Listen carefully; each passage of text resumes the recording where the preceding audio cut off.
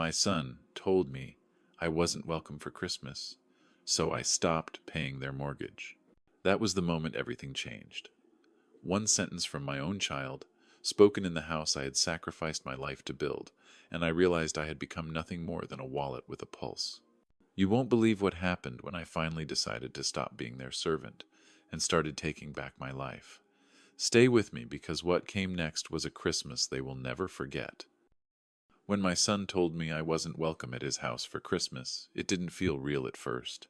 The words came out of his mouth so casually, almost rehearsed, as if he had been preparing himself for this moment while I sat there on the leather couch I had helped him pick out. I thought maybe I had misheard, maybe the music from the Bluetooth speaker in the corner had drowned out the sound.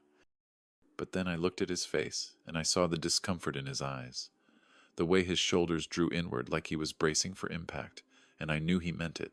I had been talking about making my turkey, the one his mother used to say could rival her grandmother's. I thought it was a safe memory to bring up, a gentle reminder of family and tradition. Instead, it became the spark for him to say the thing he had clearly been holding back. "Dad, you can't come this year," he told me, his voice so small I almost didn't recognize it.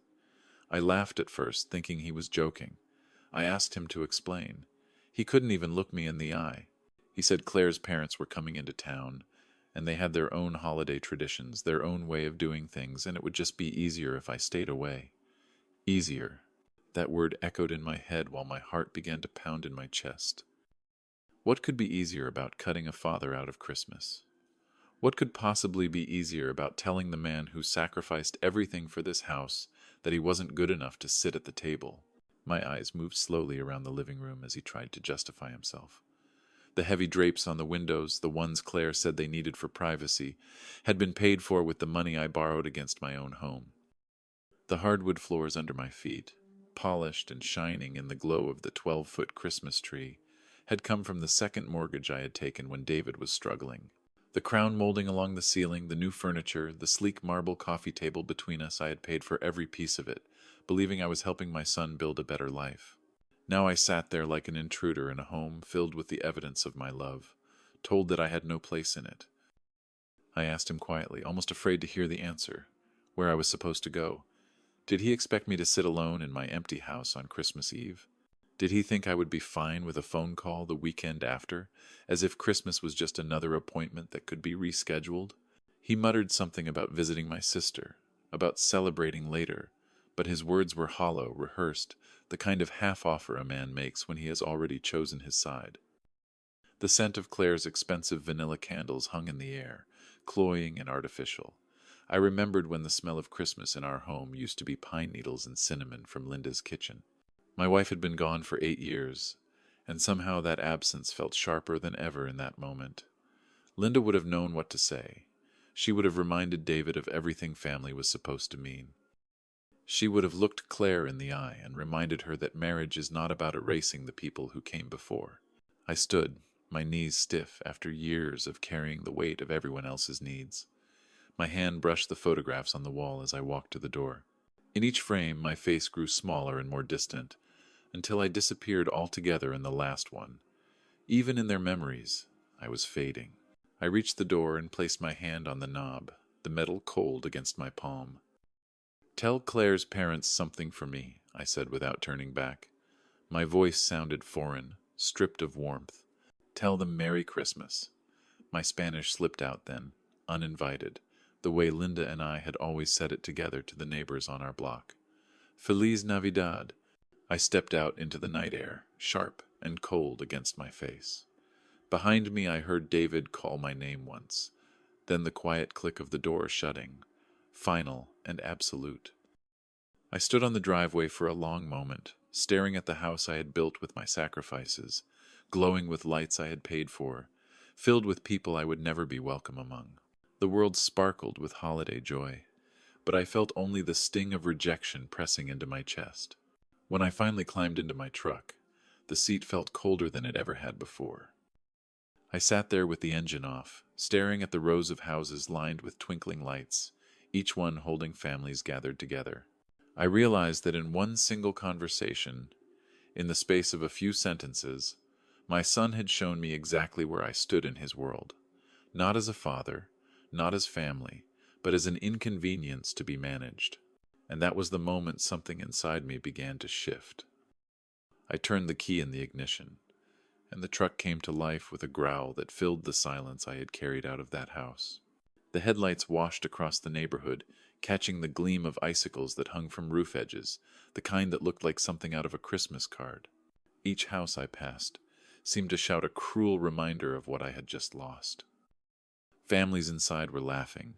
Children pressed their noses against frosted windows, their excitement spilling out into the night like a light I could never touch again. The roads were damp from the early evening frost, and as my tires crunched along the familiar streets of our town, I realized how small the world had become for me.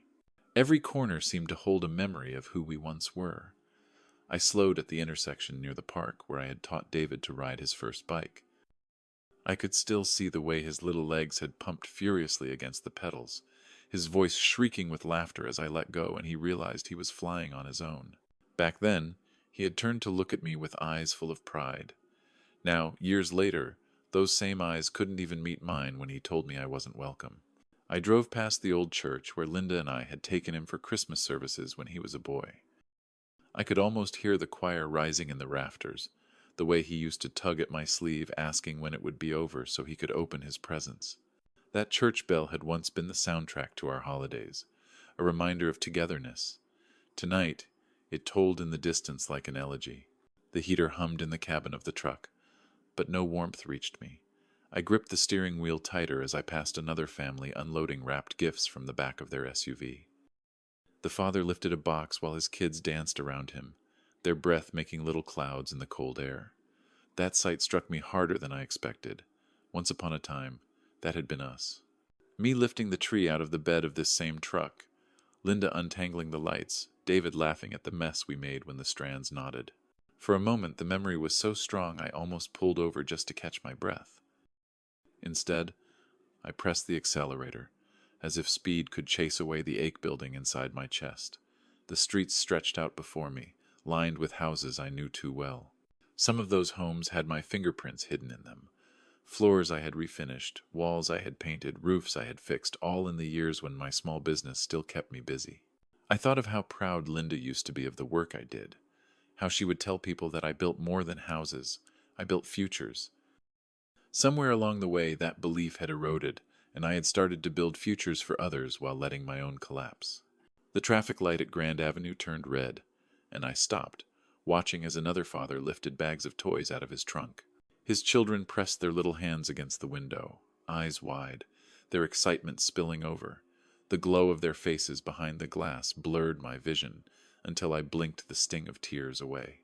Once, that had been my son and me.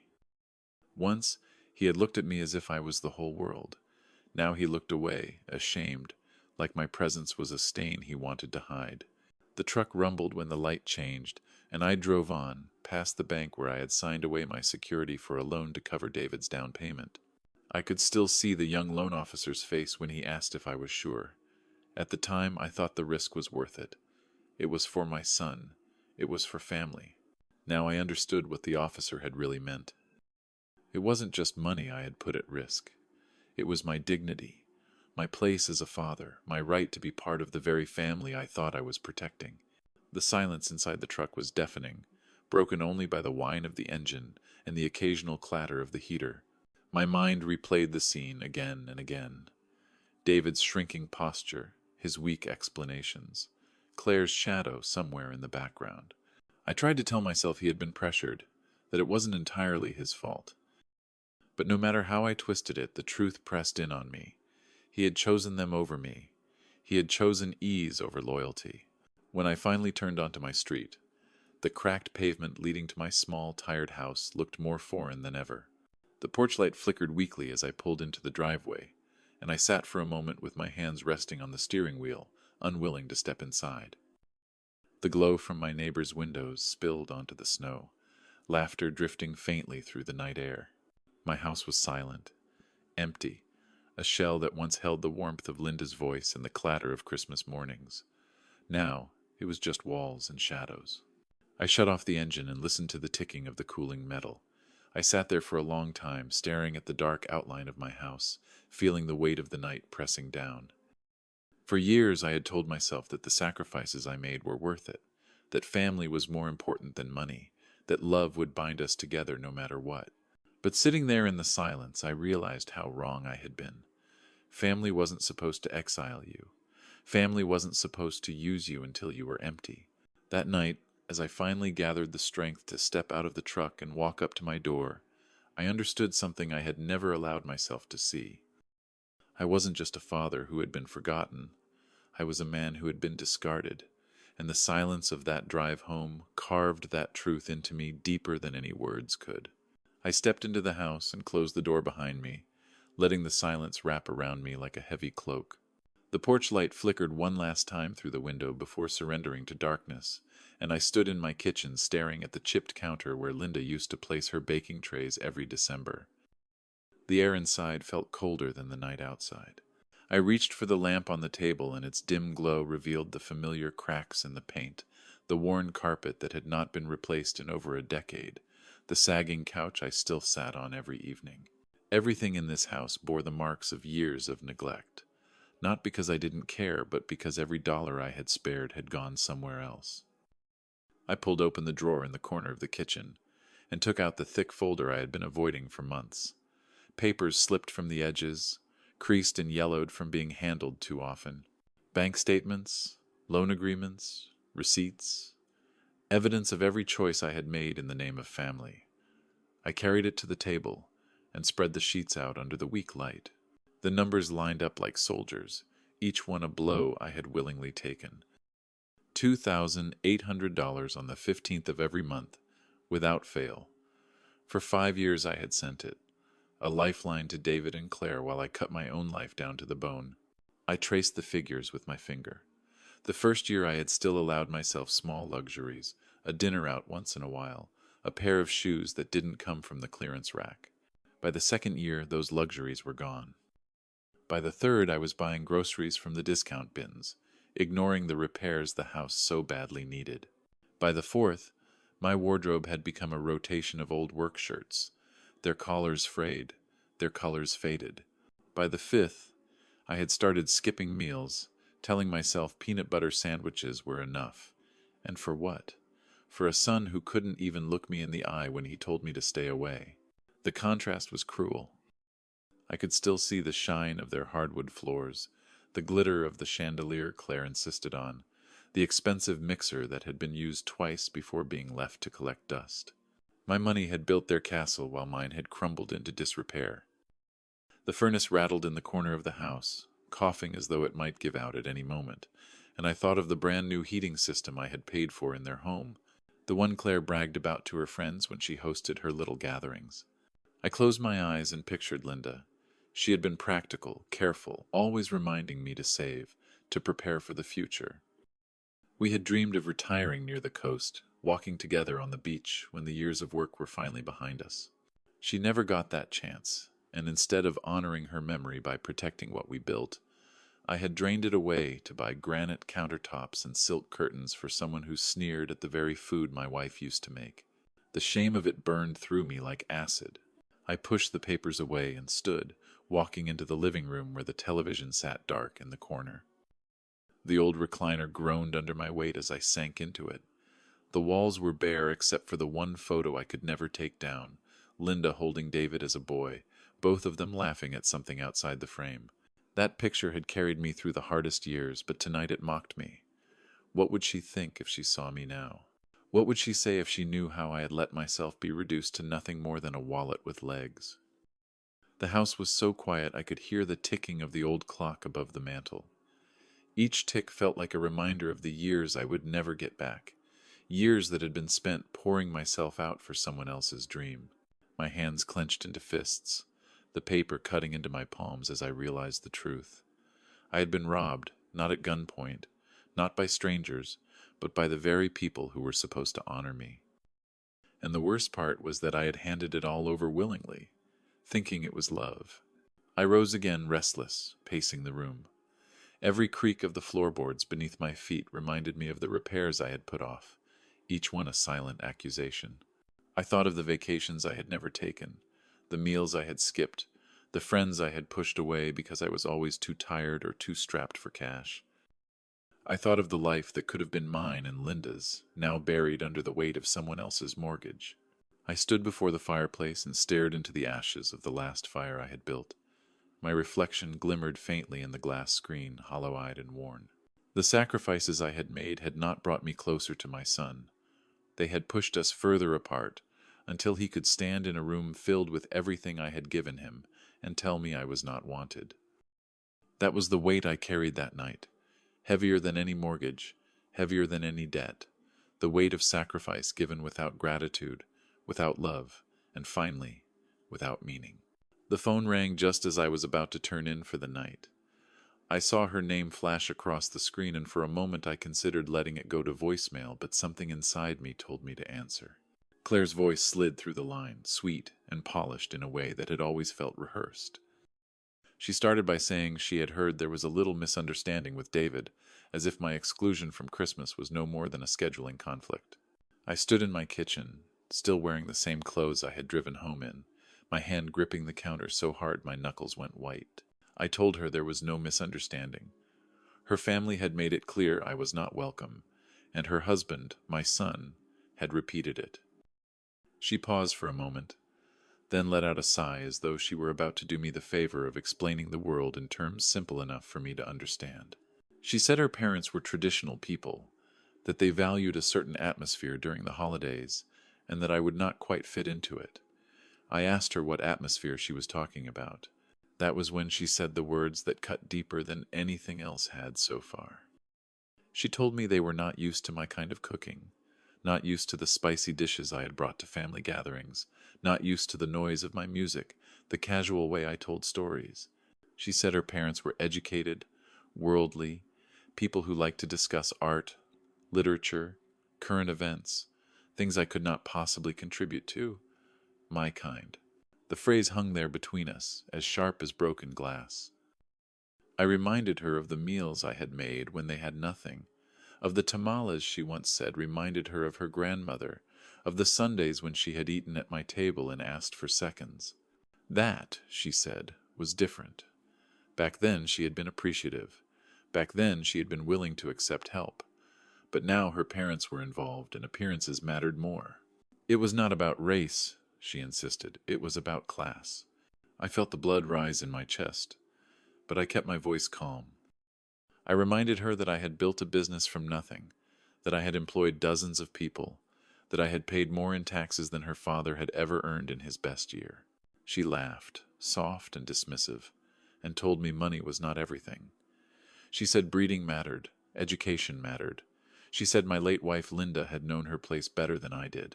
That was the moment the world seemed to tilt beneath me. I asked her to repeat herself, though I had heard every word clearly. She said Linda had blended in better, that she had been quieter, that she had not made waves. She said Linda understood that some spaces were not meant for her. My grip on the phone tightened until I thought it might crack. I told her Linda had more grace and dignity in her little finger than her entire family would ever know. Claire chuckled and said Linda had been a house cleaner who got lucky. At least she had been smart enough to stay quiet about it. Her words landed like blows, and for the first time in years I felt something inside me shift from sorrow into fury. My voice dropped lower than I thought possible, and I told her the conversation was over. She tried to interrupt, but I repeated myself, steady and cold. We were done pretending to be family.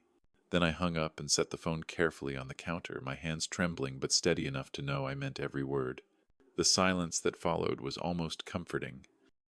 I looked around my kitchen and saw it differently than I had an hour earlier. The chipped counters and old appliances no longer felt like evidence of failure, but of endurance. This was my space, flawed and real, and it held more honesty than anything in that glittering house I had helped pay for. I breathed deeply, the rage simmering inside me, but beneath it there was also a strange clarity. I walked to the mantel and touched the frame that held Linda's photo. She smiled back at me, frozen in time, her warmth radiating even from the faded picture. I whispered to her that I was sorry for letting anyone speak her name with such disrespect, sorry for not ending this far sooner, But I also promised her that I was done. I was finished being silent. I had carried the weight of sacrifice for too long, and now I would carry something else, a resolve sharper than grief, stronger than guilt. That night I sat at the table, surrounded by the scattered papers of my years of giving, and for the first time I began to imagine what it might look like to take my life back. Claire's cruel words had cut me to the bone, but they had also carved out the truth I had been refusing to see. I was not their servant. I was not their wallet. I was not a man to be discarded, and the days of me pretending otherwise were over. Part 5. Breaking the Chains. I woke the next morning with a heaviness in my chest that felt different than usual. It was no longer the dull ache of regret I had carried for years. It was sharper, heavier, like a weight pressing down and demanding action. The pale winter light filtered through the thin curtains, illuminating the papers I had left scattered across the table the night before. Bank statements, loan documents, receipts, all the silent witnesses of the years I had bled myself dry. They seemed to stare back at me, daring me to keep looking the other way.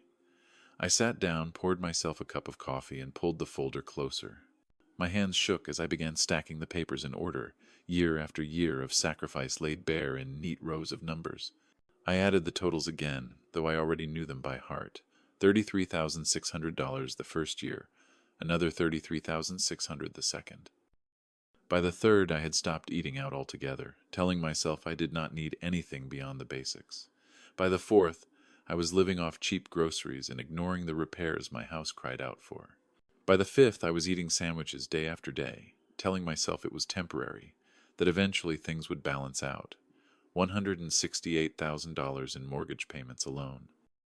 Add in the down payment, the renovations, the bills I had covered when their money ran short, and the number swelled beyond 200,000. I stared at the total, the ink blurring as my eyes burned with exhaustion and something else, something close to rage. It was Linda's life insurance, our retirement savings, the college fund we had once dreamed of for grandchildren I might never know. All of it poured into a house where I was told I did not belong. For years I had told myself that love meant sacrifice, that family meant giving even when it hurt. But as I sat there with the numbers glaring at me, I realized that sacrifice without gratitude is not love. It is slavery. The phone lay on the table beside me, silent and heavy. I picked it up and scrolled to the number I had been avoiding for months, the one for the bank. My finger hovered for a long moment before I pressed it.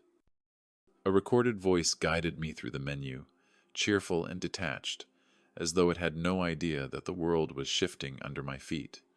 Finally, a woman answered, her tone polite and professional. She asked how she could help me. I told her I needed to cancel an automatic transfer. She asked for my account number, and I read it slowly, carefully, as if saying the digits aloud gave them weight. She tapped her keyboard, then repeated the details back to me. $2,800 every month to a mortgage account under David's name. 5 years of uninterrupted transfers. Did I want to cancel effective immediately? I looked around my kitchen, the peeling paint on the walls, the refrigerator that rattled when it kicked on, the draft slipping through the windows I had never been able to replace. My home bore the scars of sacrifice, while theirs gleamed with the shine of my money. Effective immediately, I said, and for the first time in years, my voice did not shake. She confirmed it, polite and efficient, as though she had no idea that she had just cut a chain that had bound me for half a decade. She asked if I needed anything else. I said no and hung up. The silence that followed was profound. I sat there for a long time, the phone still in my hand, listening to the hum of the refrigerator and the ticking of the old clock on the mantel.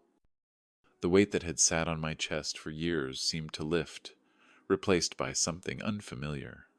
Relief. Freedom. I walked to the fireplace, gathered the papers into a stack, and struck a match. The flames caught quickly, devouring 5 years of proof, curling the edges until they turned black and collapsed into ash. The fire's glow lit the room in a way I had not felt in years, warm and cleansing like a baptism. I poured myself a glass of the whiskey I had been saving for some special occasion that never seemed to come. Tonight felt special enough. I raised the glass to the photo of Linda on the mantel. "Merry Christmas," I whispered, my voice steadier than it had been in years. For the first time since she was gone, I felt like I had done something she would be proud of. I had stopped bleeding for people who would never stop taking. I had broken the chains. And though I did not know what would come next, I knew one thing with certainty: I would never go back. The next morning, the winter sun streamed weakly through my kitchen window, painting pale rectangles across the table where the ashes of last night's fire still clung to the edges of a plate. I sipped my coffee slowly, savoring the taste of freedom in a way I had not allowed myself in years. The silence felt different now, not like an empty room, but like a clean slate. I thought perhaps I would take a walk later, maybe even buy myself something I had put off for too long. The possibilities, small as they were, felt almost luxurious. At precisely 10:47, the phone rang. The sound startled me after such a calm morning, and when I saw the name flashing across the screen, a bitter laugh escaped my lips. Claire, of course. For a moment I considered turning the phone face down and letting it ring until it died, but a flicker of curiosity kept me from doing it. I wanted to hear what she would dare say now, less than 24 hours after telling me I was not fit to sit at her table. Her voice came through the line sharp with impatience, as though she had already been waiting far longer than she thought reasonable. She told me she needed me to pick up her parents from the airport. Their flight from Portland was arriving at 2, she said, and someone had to be there. She spoke as though it were obvious that someone would be me, as if my time, my dignity, my very existence were still theirs to command. I set my coffee down carefully, watching the steam curl toward the ceiling. I asked her if she had forgotten about our conversation the night before. She brushed it off immediately, saying whatever that had been about, it was time to focus on practical matters now. Her parents were arriving and they needed transportation. I was retired after all, I had the time, and wasn't that what family did for each other? Her words rolled over me with the arrogance of someone who had never been told no. She sharpened her tone, insisting that I should be honest with myself. I wasn't her rival, she said. I was too weak for that.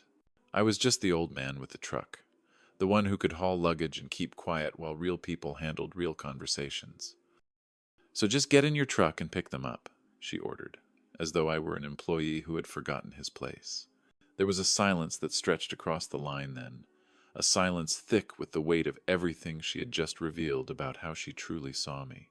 I asked her quietly, almost gently, which airline they were flying. She told me Alaska Air, Flight 447, baggage claim carousel 3.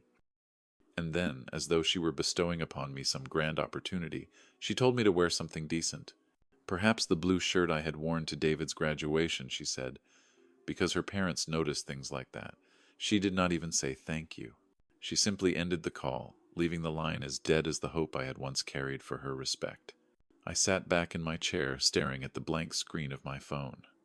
2:00, baggage claim, carousel 3. I could almost see them already, standing there with their expensive coats and impatient expressions, scanning the crowd for the man they thought was still their driver. I glanced at the clock above the sink. 10:52. Plenty of time, if I had any intention of going. Instead, I poured another cup of coffee, this time adding an extra spoonful of sugar. I spread the newspaper out on the table, letting the crossword puzzle from yesterday stare up at me with its half-filled squares. 7 across. Delayed gratification. 12 letters.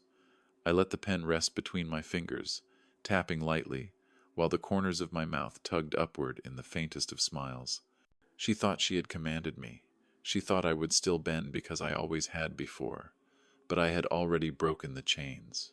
And the only thing left now was to decide just how far I was willing to let the consequences reach. The clock ticked on, steady and calm, while outside the winter light shifted slowly across my yard. I breathed in the quiet, the peace of a morning no longer dictated by the demands of others. For the first time in years I felt in control. Claire's brazen demand had not trapped me, it had freed me even more.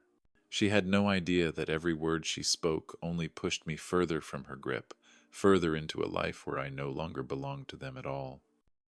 And as I finished my puzzle, sipping my sweetened coffee, I knew one thing with absolute certainty. They would learn soon enough what it meant when a man like me finally said no. At 2:15 that afternoon, I was not at Spokane International Airport. I was sitting in my recliner with a fresh cup of Earl Grey steaming in my hand, the newspaper folded neatly across my lap. The crossword from the day before lay finished on the coffee table, every square filled in, the word postponement written in ink where delayed gratification had once taunted me. Outside my window, the December sun angled low, spilling through the bare branches of my maple tree and lighting the room with a glow warmer than I had felt in years. The phone on the end table buzzed once, twice, then again, Claire's name glowing across the screen.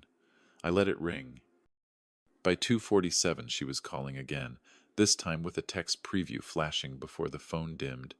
"Dad, where are you? My parents are waiting." The words almost made me laugh. After years of being their private bank, their handyman, their silent driver, I was suddenly Dad again when they needed me. I turned the phone face down and went back to the sports section. The Seahawks had lost again. Some things never changed. By 3:30 the buzzing had grown almost constant. 6 calls, 3 voicemails, 2 texts, all ignored. I had brewed a second pot of tea by then and was organizing the junk drawer in my kitchen, pulling out old batteries and rubber bands, sorting screws into neat piles. It amazed me how much you could get done when you were not rushing to serve people who had never once thanked you. At 3:45 the 7th call came, not from Claire this time, but from an unknown number. I imagined Charles or Margaret borrowing a stranger's phone, stranded at the airport with their designer luggage, fuming that their chauffeur had not arrived. I let that one ring too. Outside, my neighbor was stringing Christmas lights across his porch, his children darting around him in a blur of winter coats and shrieks of excitement. The normalness of it struck me. A family enjoying their December afternoon without demanding anyone else sacrifice to make it happen. No one stranded, no one humiliated, just laughter rising in the cold air. I poured myself a bowl of tomato soup, grilled a cheese sandwich until it browned perfectly, and sat at my kitchen table eating slowly, savoring every bite as if it were the finest meal I had ever made. The taste of melted cheddar and warm bread was sharper, richer, because I knew I had bought it with my own money, not withheld it to cover someone else's bills. By 5 o'clock dinner was finished, the dishes rinsed and loaded into the washer. I wiped down the counter, set the kettle back on the stove, and stood for a moment in the quiet. My phone was still buzzing every few minutes, vibrating across the wooden surface of the table like an angry insect. Finally, I walked over and pressed the power button until the screen went black. The silence that followed was perfect. The winter sky was already darkening when the pounding began at my door. Not a polite knock, but a violent, insistent hammering that rattled the frame. I had been reaching for the remote, ready to choose a movie, but instead I set it down and walked slowly toward the sound. Through the peephole I could see them, 3 figures crowded on my small porch, their faces twisted with fury. Their silhouettes shifted against the glow of the streetlight, like wolves circling prey. The pounding grew louder, shaking the door with every blow, but I felt no fear. I stood there for a moment, breathing in the calm of my own home, my own space, knowing that for once the power was mine. They had expected me to come running like always. Instead, I had let them taste what it felt like to be left waiting, ignored, insignificant. I opened the door then, not quickly, but with deliberate slowness, the hinges groaning as if echoing my years of silence. And as their angry voices rushed in with the cold December air, I knew this was only the beginning of the lesson they had never wanted but now could no longer avoid. The cold air rushed in with them as Charles pushed past me without waiting for an invitation, his face red and his breath sharp with fury. Margaret followed, her hair out of place for the first time since I had known her, her lips drawn into a line so thin it seemed carved from stone.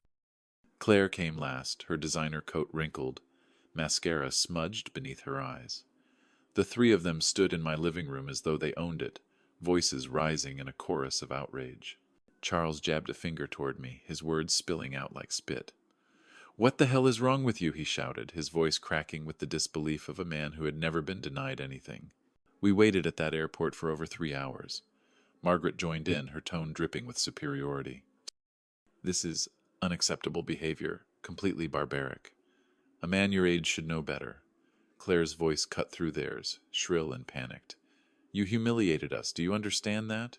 My parents had to take a taxi because you decided to play some childish game.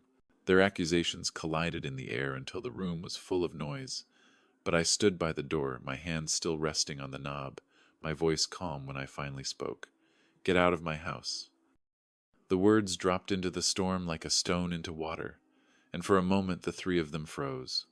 Charles's face darkened further, turning from red to a dangerous shade of purple. Excuse me, he hissed, as if he had misheard. This is my house, I repeated evenly. You don't get to come here and scream at me. You don't get to treat me like your servant. Not anymore. Margaret stepped forward, her posture stiff, her tone clipped with years of practiced condescension. Do you have any idea who we are? My husband has connections all over this city. People listen to us. People respect us. You cannot treat us this way and expect there to be no consequences. I met her gaze steadily, feeling the fire rise in my chest but keeping my voice level. No, I said, the only lesson here is for you. This is what happens when arrogance blinds you. This is what happens when you mistake generosity for weakness. Claire let out a sharp laugh, brittle and desperate. A lesson. Who do you think you are to teach anyone anything? You are nobody. You are an old man with nothing left. My hand tightened on the doorknob, the cool metal grounding me. I looked directly at her, seeing through the smears of makeup to the panic underneath. I am the man who finally stopped paying your bills. I am the man who stopped driving across town every time you snapped your fingers. I am the man who has had enough. Charles stepped closer then, the smell of his cologne sharp in the air, his voice lowered into a growl. You don't know who you're messing with. I've been part of this town longer than you've been breathing its air. I know people, important people. I can make your life very, very difficult. His words dripped with menace, but I did not flinch. Is that a threat? I asked quietly. He leaned in, his jaw tight. It's a promise. Behind him, Margaret's eyes gleamed with cold satisfaction, as though the mere suggestion of social ruin should send me scrambling, but something inside me had shifted, and I found myself almost smiling. For years I had feared losing their approval, their acceptance, their invitation to sit at the table I had paid for. But standing there in the worn living room of my own home, their presence filling it with poison, I felt nothing but clarity. The lesson is over, I told them, stepping aside and pulling the door open wide. Out. Claire's mouth fell open, shock flashing across her face before it hardened into rage. Charles jabbed his finger at me again, his voice quivering. You'll regret this, old man. I guarantee it. Margaret nodded sharply, her words cutting like ice. Actions have consequences, and yours will be very public. I said nothing, only held the door wider until the winter air pushed against their expensive clothes. One by one they stormed out, still muttering threats, still clinging to the belief that their power would protect them. I closed the door behind them with a firm click, sliding the deadbolt into place, and the silence that followed was the cleanest sound I had heard in years. Through the window I watched them climb into their rental car, their voices still raised, their gestures sharp and angry. The headlights swept across my yard as they pulled away, leaving only the quiet hum of my furnace and the faint rattle of the old clock on the mantel. My hands rested on the back of the chair, steady, calm. For the first time in years I had stood my ground, and though their threats still rang in my ears, another sound rose stronger within me, something I had not felt in far too long. Anticipation. 3 mornings later I unfolded the newspaper with the same quiet ritual I had kept for years. The kettle whistled on the stove, the smell of toast lingered in the air, and I expected nothing more than the usual litany of headlines about politics, weather, and sports. But then I saw it, my own face staring back at me from page 3, a photograph lifted from the company website I had shut down long ago. Above it, bold letters screamed, Spokane man abandons elderly couple at airport during holiday storm.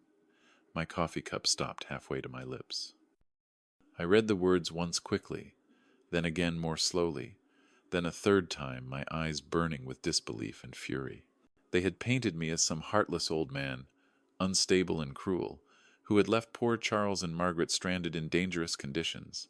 Dangerous conditions. The article spoke of a winter storm warning, icy roads, frigid winds, yet I remembered that Sunday afternoon clearly. 52 degrees, crisp and clear, the kind of December day when kids rode bikes down the street and no one even bothered with gloves. There was no mention of the Christmas dinner I had been excluded from, no mention of the years of mortgage payments I had shouldered or the bills I had covered when their money ran short. No mention of the phone call where Claire had spoken about my late wife as though she were less than nothing. The story was clean, polished, carefully framed. A retired banking executive and his dignified wife, stranded for hours, forced to pay for a taxi in treacherous conditions. Victims of a man they hinted had grown erratic, unstable, perhaps even dangerous. I set the paper down and rubbed my temples, the rage rising so hot I thought my skin might catch fire. I could see Charles's smug face in every line, hear Margaret's clipped tone in every carefully chosen phrase. They had wasted no time. Their threats that night in my living room had not been empty. They had gone to work immediately, calling in favors, twisting arms, planting their version of the truth exactly where it would cause the most damage. The byline belonged to a woman named Patricia Morrison, lifestyle editor. I had never met her, but I knew her type. The words on the page weren't hers, not really. They were Charles's, filtered and polished through the pen of someone who owed him or feared him or believed the myth of his importance. I traced the sentences with my finger, feeling the cold precision of the attack. This wasn't an outburst. This was strategy. For decades I had lived in this town, built my reputation with calloused hands and long days, kept my word even when it cost me. Reputation was everything in a place like Spokane. People remembered who showed up, who kept their promises, who could be trusted. And with one article, one headline, Charles had begun the work of erasing me. He was trying to turn me into a villain in the eyes of every neighbor, every old friend, every potential ally. I poured myself another cup of coffee and sat at the table staring at the paper. The anger was still there, sharp and bright, but beneath it something steadier began to form. A memory of late nights at my desk when I had built my business from nothing. A memory of Linda reminding me that persistence mattered more than pedigree. A memory of every time I had been underestimated and had proven people wrong. They wanted war. That much was clear. They had taken this beyond family, beyond insult. They had stepped into the public arena, where every word was currency and every lie could stain a man for life. And if they thought I would sit quietly and let their story stand, they did not know me at all. I folded the paper carefully, smoothing the creases until the headline looked like nothing more than ink on gray pages. But inside I felt a shift, a clarity that burned hotter than rage. This wasn't just about Christmas anymore. It wasn't about a dinner invitation or a canceled mortgage payment. It was about survival. It was about reclaiming my name, my dignity, my place in a town where I had given everything. I carried the newspaper to my desk and set it beside the folder of bank statements and receipts. Evidence on one side, lies on the other. The battle lines were clear. They had declared war, and I would answer. Not with shouting, not with fists, but with the kind of precision they had never expected from me. I leaned back in my chair, staring at the ceiling, the fury in my chest settling into something colder, sharper. Strategy. Outside, the December wind rattled the branches against the window. Inside, I reached for a pen and a blank sheet of paper. If Charles wanted to destroy me with stories, then I would write one of my own. And unlike his, mine would be true. I spent the next several nights at my desk, the glow of my old laptop cutting through the dim light of the living room, the silence broken only by the creak of the furnace and the scratch of my pen across paper. The newspaper article sat beside me, folded neatly, its headlines staring back like a dare. Every word they had printed about me was a weapon, but I knew weapons could be turned. I had built a business once, brick by brick, not by being louder than others, but by being smarter, more patient, more exact. That part of me, the man who had once fought his way from nothing, began to wake again. I started with Charles. It didn't take long. A quick search led me to his profile on the country club's website, his name tied to golf tournaments and charity luncheons, his photo stiff with pride. He was listed as treasurer for a business leaders association, his role described with the kind of pomp that made ordinary tasks sound like achievements. I followed the trail to old banking newsletters, press releases filled with jargon and self-praise. It was all surface, all image, but I knew men like him. I had worked around them my whole life. Beneath the polish, there were always cracks. Then came Margaret. Her Instagram account was a gallery of perfection, each photo carefully staged, her smile measured, her captions pious. Charity galas, wine tastings, vacation homes. She used hashtags like blessed and grateful, though I knew the truth of where the money had come from. My money, my loans, my savings. I scrolled through the photos, recognizing furniture I had bought, renovations I had paid for. The comments from her friends praised her taste, her refinement, her lifestyle. None of them knew it was all borrowed, all built on someone else's sacrifice. I saved every picture, tucking them into folders labeled by year. Claire's Facebook was easier still. She couldn't resist showing off.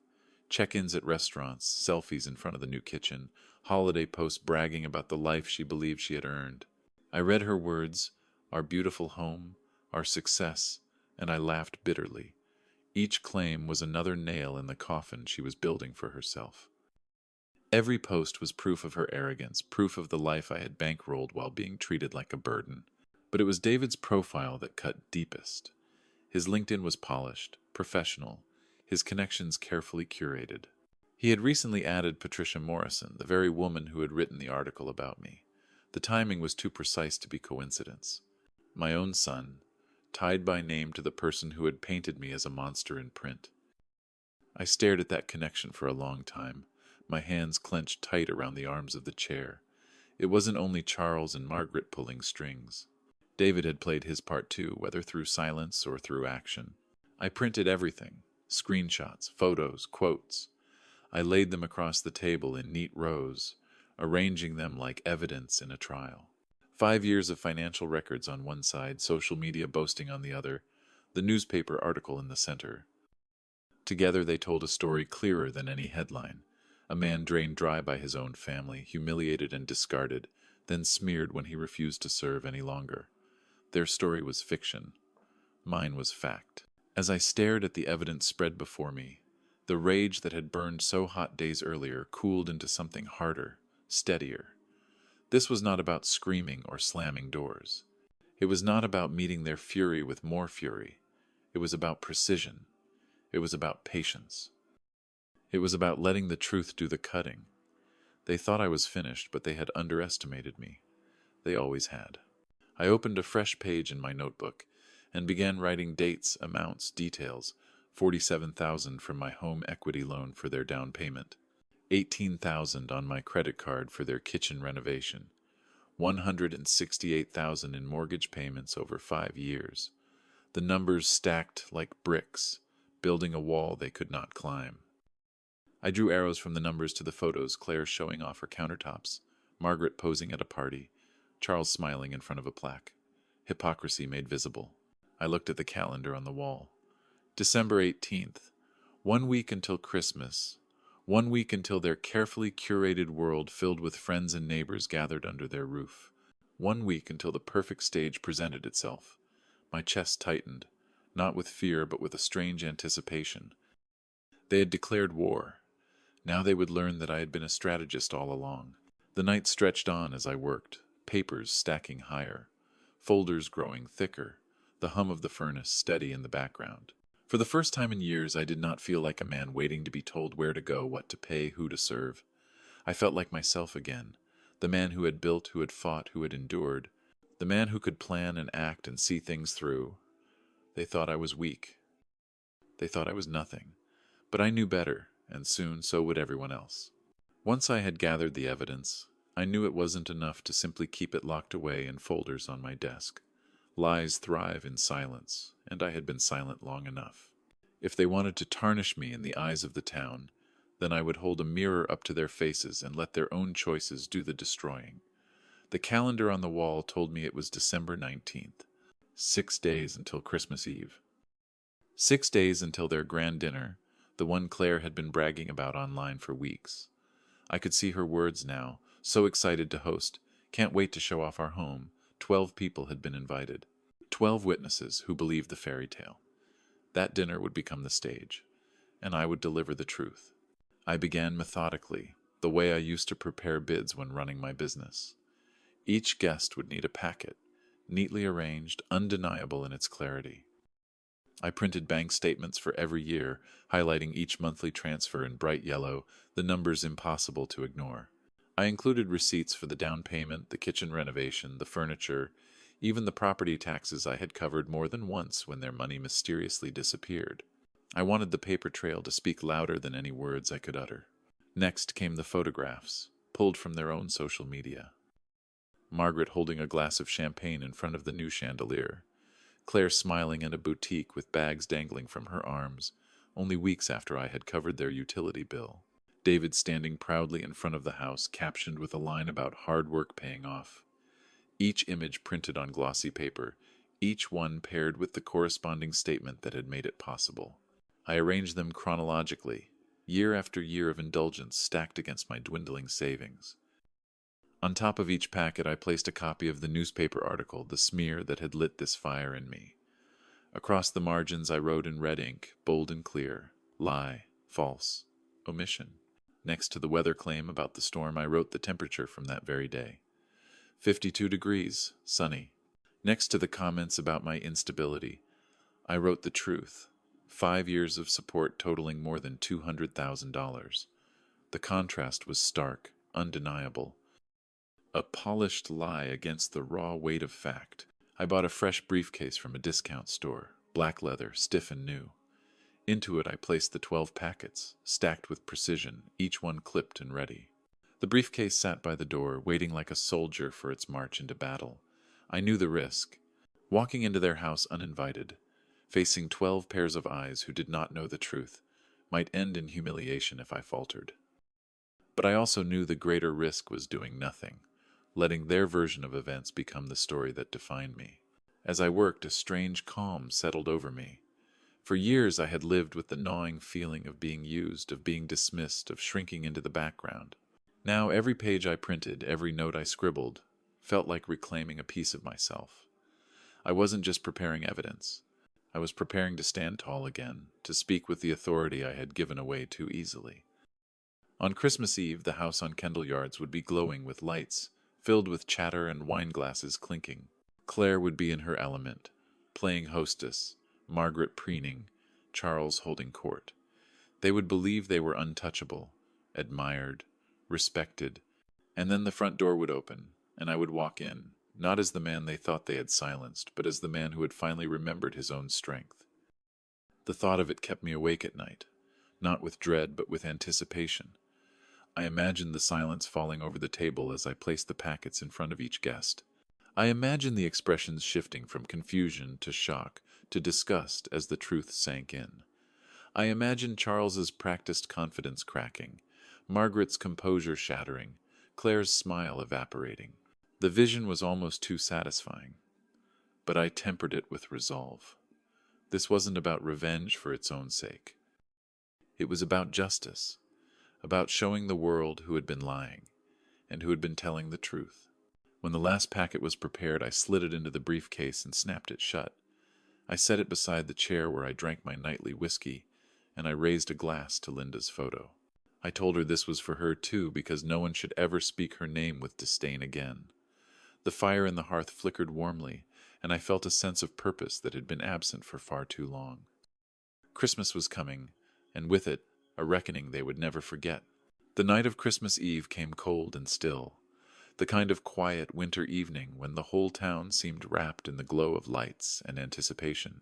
I dressed carefully, pulling on the navy suit I had worn to Linda's funeral, pressing the collar flat until it looked sharp against my neck.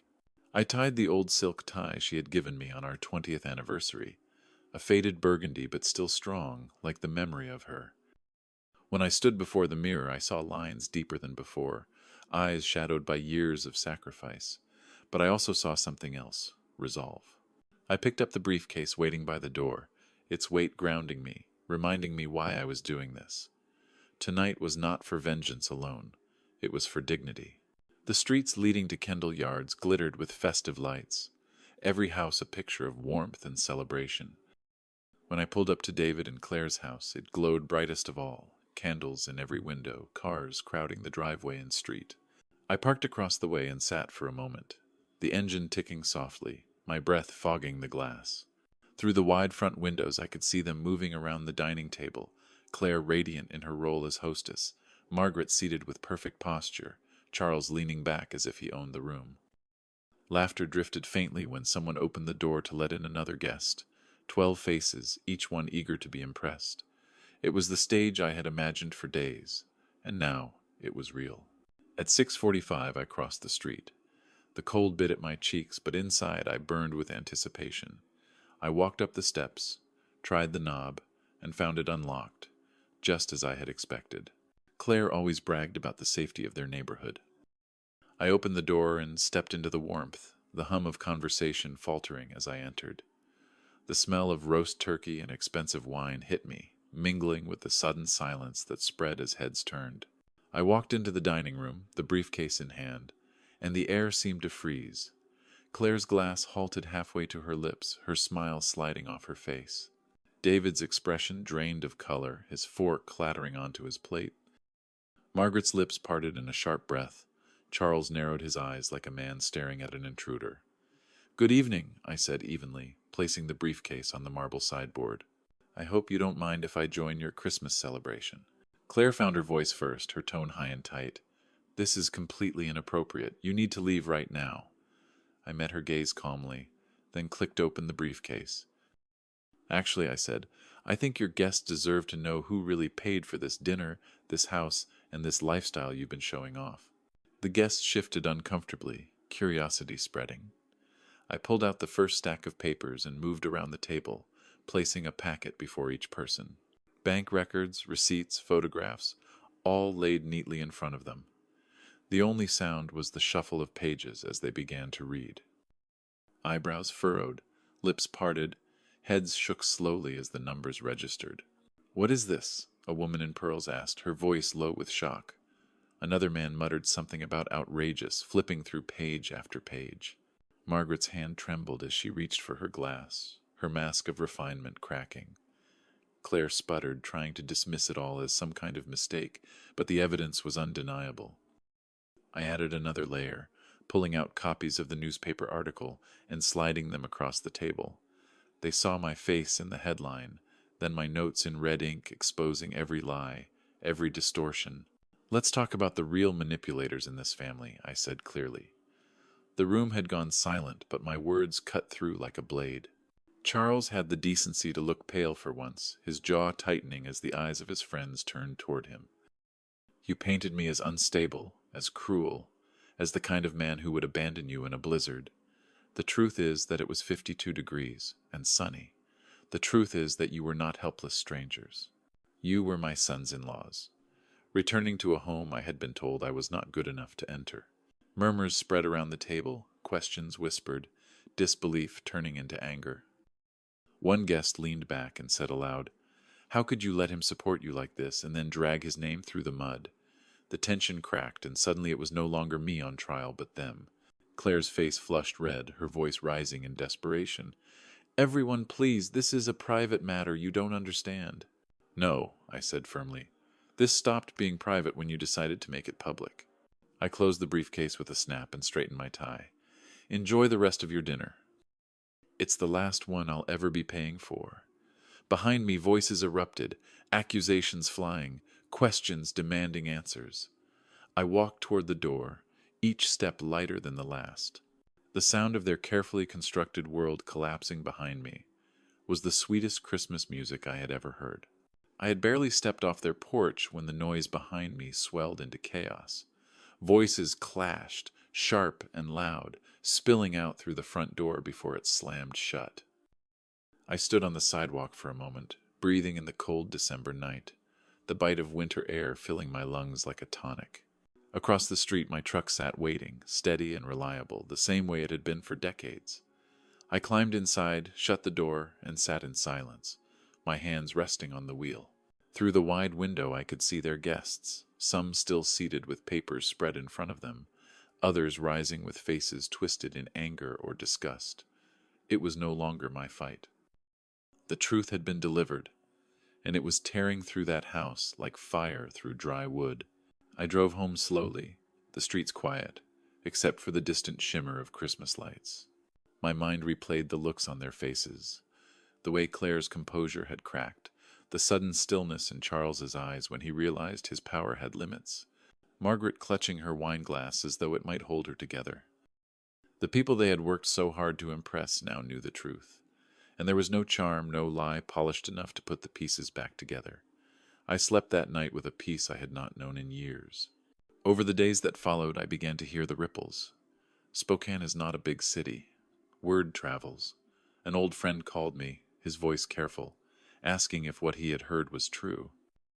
That I had been paying my son's mortgage for years while his in-laws paraded around town as though they had built their life from nothing. I told him it was all true, and he sighed deeply, saying he wasn't surprised. He had always wondered how they afforded that house, that lifestyle. Others called, too, neighbors who had read the newspaper article but now had another story to measure it against. For the first time, I did not shrink from telling it. From what I gathered, the fallout began almost immediately. Guests from that dinner had not kept their silence. One woman, a board member for a local charity Margaret loved to flaunt, told others that she had never felt so deceived. Another man, a business associate of Charles, repeated my figures at a luncheon, shaking his head with disgust. The whispers spread, growing louder with each retelling, and soon they weren't whispers at all. Their names were on the lips of everyone in their circle, but not with admiration anymore, with scorn. Margaret's carefully curated social media posts began to dry up. No more smiling photos at luncheons, no more captions about being blessed. When she did post, the comments were filled with pointed questions, some of them from the very same friends who once praised her. Claire tried to keep up appearances, but the shine in her eyes was gone. Her words grew defensive, her smile strained. And Charles, the man who once carried himself like Spokane was his kingdom, found that fewer and fewer people were willing to shake his hand. I heard that he showed up at the country club one morning, only to find his usual table occupied, and no one eager to move. A man like Charles thrived on respect, on nods of acknowledgement, on whispered deference. Without it, he was just another aging banker, with too much pride and not enough truth. Margaret avoided the charity circuit altogether, claiming illness, though everyone knew better. And Claire, poor Claire, began to discover that the very people she wanted to impress most were the quickest to distance themselves when the shine of respectability wore off. David stayed silent. I imagine he was caught between his loyalty to his wife and the undeniable evidence that had been laid bare. I wondered what his nights were like, lying awake next to a woman whose family name no longer opened doors but closed them instead. Perhaps he thought of me. Perhaps he felt shame. But the silence between us held. I did not call him, and he did not call me. What struck me most was how quickly the collapse came once the truth was out. Years of pretending, years of polished lies and practiced smiles, undone in the span of one dinner and 12 packets of paper. Their friends were not cruel, but they were unforgiving. No one likes to discover they have been fooled, and those who had admired Charles and Margaret most seemed the angriest. By New Year's their house no longer bustled with parties. Cars no longer lined their driveway. Invitations stopped coming. The glow that had once seemed untouchable dimmed to nothing. I sat in my own house through it all, quiet but not alone. Rosa invited me for dinner, and I found myself laughing with her children, the sound of it startling at first but then warming me. I fixed my porch light at last, replaced the worn chair in the living room, and bought myself a proper meal without hesitation. Each small act felt like a reclamation. Meanwhile, the people who had drained me found themselves drained of what they valued most: respect, status, control. Their social collapse was not loud, like the confrontation in my living room or the chaos at that Christmas table. It was slower, steadier, like the crumbling of a foundation that had been cracked all along. And as I watched it unfold from a distance, I felt no triumph, only the quiet satisfaction of balance restored. They had built their lives on arrogance and deception, and now those same stones were turning to dust beneath them. By March the snow had melted from the streets, and the first hints of spring clung to the air, faint and cautious. I was sitting at my kitchen table when the letter came, delivered by certified mail. The envelope was thick, stamped with the weight of finality. I signed for it, the postal worker offering me a polite nod as if he understood what he had just handed over. Inside, printed on heavy paper, were the words I knew would one day arrive. Notice of default. Final demand for payment. 3 months of missed mortgage installments. $8,400 past due. 14 days to bring the account current or face foreclosure. I set the letter beside my coffee mug and studied it as though it belonged to someone else. In a way it did. The debt wasn't mine anymore. I had severed that cord, and what remained was theirs alone to shoulder. Still, I couldn't help but trace the black type with my finger, remembering each check that had left my account like clockwork, every sacrifice tallied in neat numbers. The tide I had held back for 5 years had finally come crashing down, and their house, their perfect house, was now in its path. For weeks I had ignored the calls, the messages, the desperate voicemails that grew more frantic with each passing day. Claire had called first, her voice high with panic, trying to mask her fear with anger. Margaret followed, leaving clipped words about responsibility and family duty. Even Charles had tried once, his tone sharp but tinged with something new desperation. I blocked them all. I had nothing left to say. But David's silence was different. He had waited the longest, 97 days to be exact. And on the 97th evening, just as the sun dipped behind the rooftops and my neighbor's lawnmower sputtered to a stop, I heard the knock. Not the furious pounding I had endured back in December, but a slower, hesitant rhythm.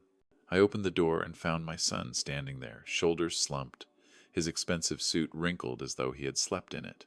He looked older than his years, his eyes shadowed, the lines on his face deepened by something more than time. "Dad," he said, the words small, almost childlike. "We need to talk." I stepped aside and let him in. He looked around my house as though he hadn't seen it before. The fresh coat of paint on the walls, the new recliner by the window, the porch light glowing steadily outside. Small changes, but they carried the weight of freedom. He sat gingerly on the couch, hands twisting in his lap while I lowered myself into the recliner across from him. He began slowly, haltingly, apologizing for Christmas, for the article, for the way they had treated me. His voice cracked when he mentioned the things Claire's parents had said about Linda, about how he hadn't defended me. I let him speak. He needed to say it, and I needed to hear whether the regret was real. Finally he lifted his head, eyes glassy. "The house is in foreclosure," he admitted. "We can't make the payments without your help." The words hung in the air like a bad odor. He swallowed hard, trying to hold on to some scrap of dignity, but it slipped through his fingers. I asked him if he knew how much I had given over those 5 years. He nodded miserably, said Claire had calculated it after Christmas. Over $200,000. 237,468, I corrected. "I know the exact number." I added it up. His face crumpled. He said he was sorry that he didn't know how to fix it. "You can't fix it," I told him quietly. "That money is gone. And more importantly, those years are gone." He wiped at his face with the back of his hand, whispering that he had lost me, that by choosing them over me he had thrown me away. I sat in silence for a long moment, then told him he hadn't lost me. He had given me away. There was a difference. He asked if there was any chance I could forgive him, and I told him I already had. But forgiveness wasn't the same as forgetting, and it wasn't the same as opening my wallet again. If he wanted a relationship with me, he would have to build it from scratch, with respect, with choices that mattered.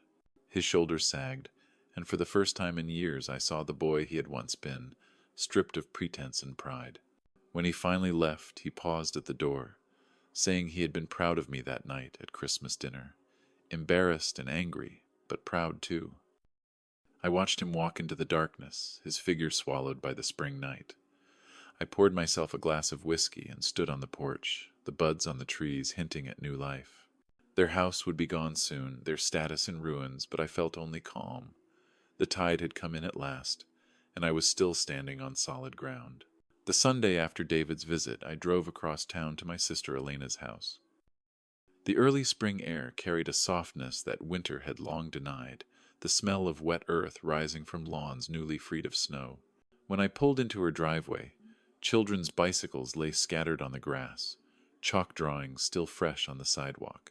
I sat for a moment with the engine off, listening to the laughter drifting from inside, laughter that was unguarded, full, the kind I had almost forgotten existed. Elena opened the door before I could knock, pulling me into a hug that smelled of flour and soap, simple and familiar. Behind her, her grandchildren darted in and out of the kitchen, their voices rising in a chorus of excitement. They shouted my name, tugged at my sleeves, pulling me toward the table already set for dinner. The sight of it struck me harder than I expected. The plates didn't match, the glasses were chipped, but the warmth filling the room was richer than any chandelier or marble countertop. I sat among them, listening as the children told me about their school projects, each one vying for my attention, their eyes bright and eager. They showed me drawings of rockets, stories scribbled in uneven handwriting, math problems solved with shaky pencil lines. I nodded, asked questions, clapped for their efforts, and felt something stir in me that had been missing for far too long.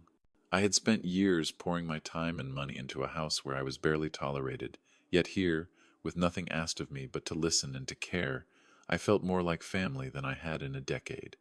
Elena placed a dish of roasted chicken on the table, its aroma filling the room. Beside it were bowls of potatoes, vegetables, and bread still warm from the oven. We passed the plates, hands brushing, laughter spilling between bites. Someone spilled juice, and instead of scolding, Elena laughed, dabbing it up with a towel as the children giggled. It was messy, imperfect, but it was real. I realized then how starved I had been for the ordinary chaos of family, the kind that didn't measure love in money or status, but in presence, in showing up, in making space for one another. After dinner, I found myself in the living room with the younger ones piled around me, asking for stories. They didn't want tales of business deals or houses bought and sold. They wanted to know what their Aunt Linda had been like, what their mother was like as a little girl, what mischief David had gotten into when he was their age. I told them about the time he had hidden in the laundry basket during hide and seek, how Linda had laughed until she cried when we found him covered in lint. I told them about Christmas mornings when he would sneak down the stairs too early, whispering to me that he couldn't wait any longer. Their laughter rang out, innocent and true, and for the first time those memories didn't hurt. They healed. When the evening ended, Elena walked me to the door, her arm slipping around my shoulder. "You know you always have a place here," she said softly. I nodded, unable to speak for a moment, the weight of her words settling deep inside me. I drove home under a sky just beginning to bloom with stars, the road quiet, the world softened by night. Back in my own house, I poured a small glass of whiskey and stood at the mantel, where Linda's photo still rested. Beside it now was a new picture Elena's granddaughter had given me, drawn in crayon, a crooked little house with stick figures smiling in front of it. On the top she had written in careful block letters, "Family." I smiled and set it next to Linda's picture. The phone buzzed on the counter, a text from David. He asked if we could meet for coffee sometime, just the two of us. I stared at the message for a long while, the whiskey warm in my hand. I didn't answer right away. Forgiveness had already been given, but trust would take longer, maybe years, maybe never fully. Still, the door was not closed, only cautious, waiting to see if he was willing to walk through it with respect. That night, I went to bed lighter than I had in years. I had wasted too much time begging for a place at a table that never wanted me. Now I knew better. Family is not built by blood alone, but by the people who choose to open their door, who want you there, who laugh with you over mismatched plates and spilled juice. I had found a different kind of family, one that asked nothing but my presence. And as I drifted to sleep, I understood that sometimes the life you deserve begins only after you stop paying the price for the one that never loved you back. Looking back on everything, I see it now with a kind of clarity I never thought I'd have. For years I believed love meant sacrifice, that being a father meant giving until there was nothing left. I told myself family would see and understand, that gratitude would come eventually. But the truth is simpler and harder. Real family isn't built on money. It isn't held together by granite countertops or 12-foot Christmas trees. Real family is built on respect, on love that shows up even when it isn't convenient, on the people who want you at their table without conditions. I lost time, I lost savings, and I nearly lost myself trying to earn a place in a home that was never mine. But in the end, I found something better. I found freedom. I found peace. And I found that sometimes the family who truly cares for you isn't the one you sacrifice everything for, but the one who welcomes you with nothing more than open arms. So if you take anything from my story, let it be this: never confuse obligation with love. Never let anyone convince you that you have to buy your worth. And never forget that respect is not something you beg for. It is something you deserve. If this story touched you, I'd love to hear your thoughts. Have you ever felt taken for granted by someone you loved, or found strength when you finally said enough? Share your experiences in the comments below. Don't forget to like this video if it resonated with you, and subscribe for more stories that remind us what truly matters. Your voice and your presence here mean more than you know. And maybe, just maybe, your story will be the one that helps someone else find their own freedom.